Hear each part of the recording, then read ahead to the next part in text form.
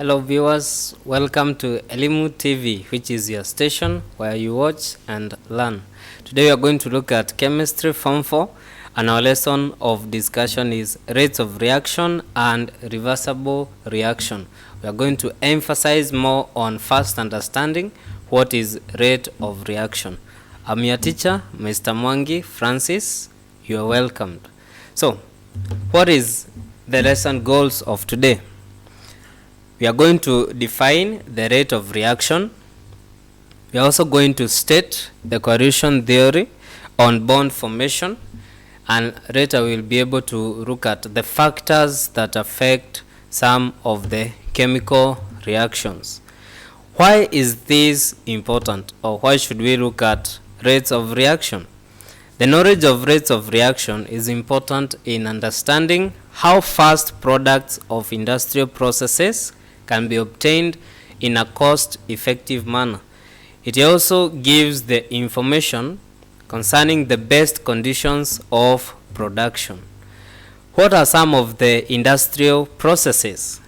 First, we have production of crude oil. Crude oil is a mixture from which we can obtain gasoline, we can obtain naphthalene, we can obtain diesel, fuel oil, and lubricating oil, including bitumen, etc. In addition to that, we have other industrial plants that may require the knowledge of rates of reaction for you to be able to come up with your product in a cost-effective manner. So what is rate of reaction? Rate of reaction is simply defined as a measure of how long it takes for products to form in a given reaction, or how long it takes for reactants to be consumed per unit time. We can as well as simply refer to rate of reaction as a measure of duration it takes for reactants to form products in a given chemical reaction. For a reaction to take place, reacting particles will bond, or first some bonds will be broken for new bonds to be formed. This must happen for products to form. And for us to understand that, we need to look at cohesion theory and what we refer to as activation energy.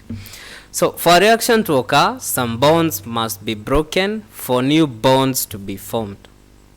During the reaction, particles of the reactants collide with each other and they form products.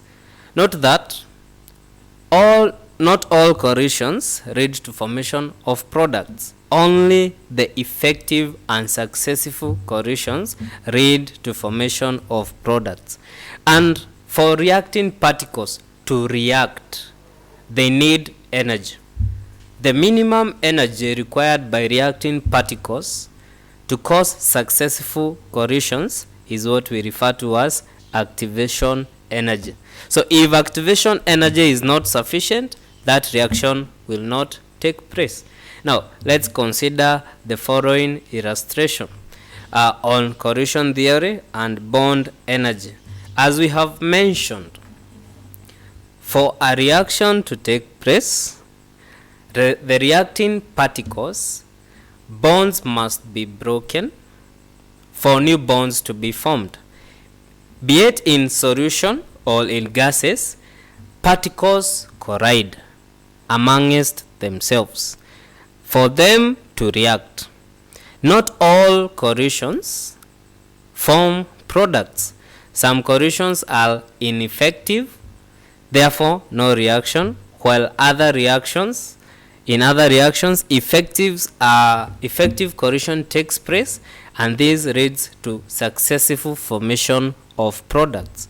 And for reacting particles to react, they require energy. If that energy is not enough, therefore we won't form products. As you can see from this illustration, one particle does not have energy, and therefore it does not form products. Once the activation energy is provided, a chain reaction or the reaction triggers and it continues to form products. So what are some of the factors that affect the rate of a chemical reaction?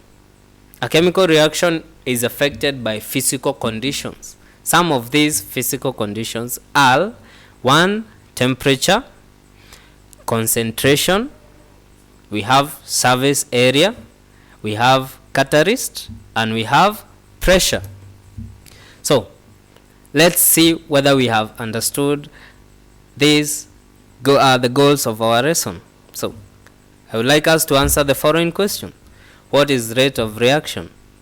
Can we be able to state and explain corrosion theory? Define the term activation energy, and lastly, list the factors that affect the rate of a chemical reaction. For you to get more information on this, you can always refer to the following reference provided. Thank you for watching and keep in touch. Thank you.